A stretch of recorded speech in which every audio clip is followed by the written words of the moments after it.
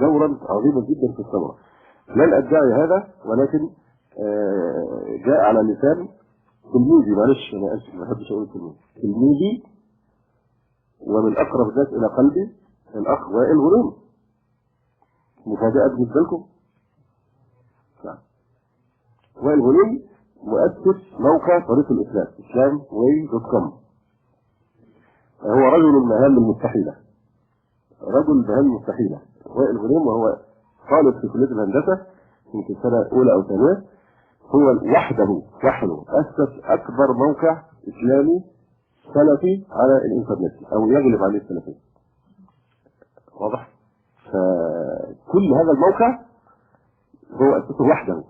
يعني انا اعرفه طبعا معرفه وثيقه جدا، كان يزورني باستمرار، وكان والده بيزورني وانا زرته في بيته في القاهره. يعني انا اعرفه معرفه جيده جدا. صحيح انقطع علاقتي من حوالي 9 سنوات، وذهب يعمل في الخليج في جوجل. لا ادري هل حصل تغير في افكاري ام لا، لكن انا اقول يعني اللي هو يعتبر اعتقد رقم واحد في قاده الثوره. مش عايز اقول اسماء ثانيه يمكن ما يحبوش ان اقول اساميهم، من قاده الثوره في اسكندريه وفي القاهره وفي غيرها.